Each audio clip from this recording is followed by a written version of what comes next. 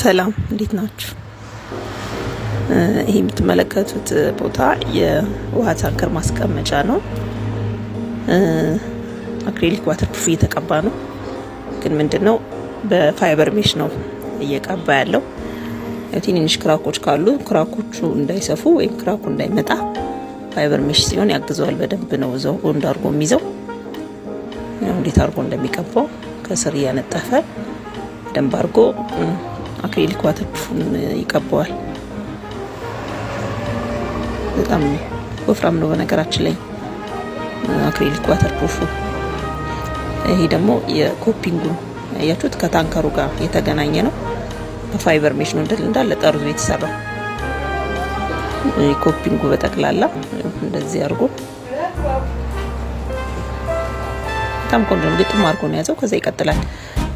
ቴራሱ በጠቅላላ ያው ብዙ ሊበላ ይችላል፣ ግን በጣም ቆንጆ ነው። በፋይበር ሜሽ ሲሰራ ክራክ እንዳይመጣ ያደርጋል። በጣም ቆንጆ ነው። ዋይካም ዋተርፕሩፍ ነው። አክሪሊኩ ይሄ ነው። ተጠቀሙበት። ሰላም እንዴት ናችሁ?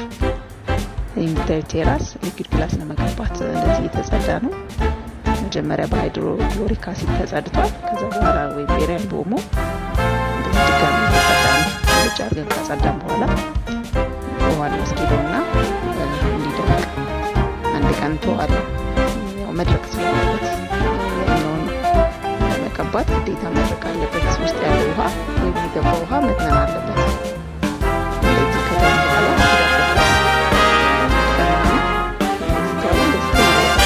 ድጋሚ ልንቀባ ስንል በደረቅ ጨርቅ አቧራውን መጥረግ አለብን።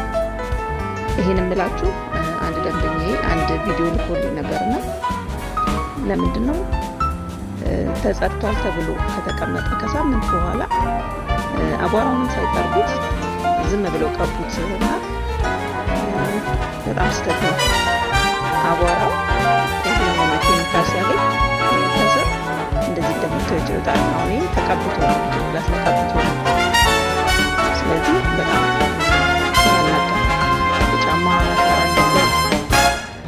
በጣም ቆሻሻ አለው። ያን ውድ የሚባል ኬሚካል ተገብቶ እንደዚህ ተቀብቶ ከስር እንደምታዩት የሚያሳይ ቆሻሻ ነው። በጣም ያስጠላል። ስለዚህ ራሳችን እንሰራለን ማለቶች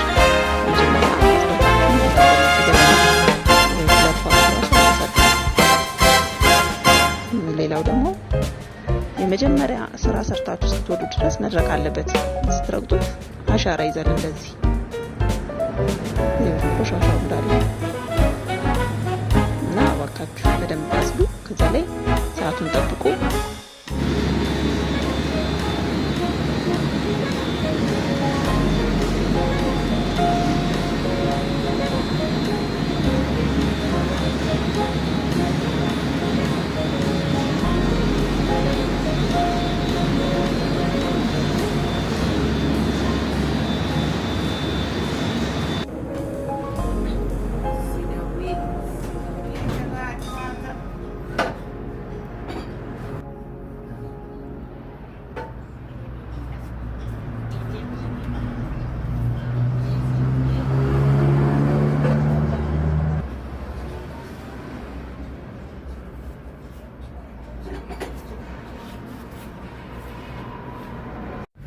ሰላም እንዴት ናችሁ? ያው አይሶኒየም ሊኩዊድ ግላስ ዋተርፕሩፍ ኬሚካል ብዙዎቻችሁ ታውቁታላችሁ። ብዙዎቻችን የምናውቀው ሴራሚክ ላይ ቀብተን ውሃ እንዳይሰርግ ብቻ ነው። ግን እሱ ብቻ አይደለም ጥቅሙ። ፐርኬ ላይ፣ የብረት በሮች ላይ፣ የእንጨት በሮች ላይ፣ በተለይ የሽንት ቤት በሮች ላይ ብንቀባው ለማጽዳትም ምቹ ነው። እንጨቱ እንዳይበሰብስ፣ ብረቱ እንዳይዝግ ያደርግልናል። ለማጽዳት እንዳልኳችሁ በጣም ቆንጆ ነው። ስለዚህ አይሶኒየም ሊኩዊድ ግላስን ተጠቀሙበት። ሌላው ውጭ ላይ ስንቀባው ስንሰራው ወደ ታች እንዳይሰርግብን ከሆነ የምንጠቀመው ወይዘሩን በጣም ማየት አለብን። ሊኩዊድ ግላሱ በባህሪው የሚፈልገው የፀሐይ ወይም የሙቀት መጠን አለ። እሱን ለመስራት ቢያንስ በተከታታይ የ2 ቀን ፀሐይ ከመስራትን በፊት ከሰራን በኋላ እንደዛ ነው የሚፈልገው። ሴራሚክ ላይ ከሆነ የምንሰራው ዋተርፕሩፉን ውስጥ ላይ እንደ ትላንትናና እንደ ዛሬ ዘንቦ ከሆነ በተከታታይ ለ5 ቀን ፀሐይ ማግኘት አለበት ቦታው። ምክንያቱም የገባው ውሃ መትነን ስላለበት እና እሱን ማየት በጣም ያስፈልጋል። ወይዘር አይታችሁ ወተርፕሩፉን ቀቡት። ፀሐዩን ሳታይ ሊኪድ ግላስ ባትሰሩ የተሻለ ነው። ዳታሽ ከፈለጋችሁ ቴሌግራም ላይ ሃይበሉ።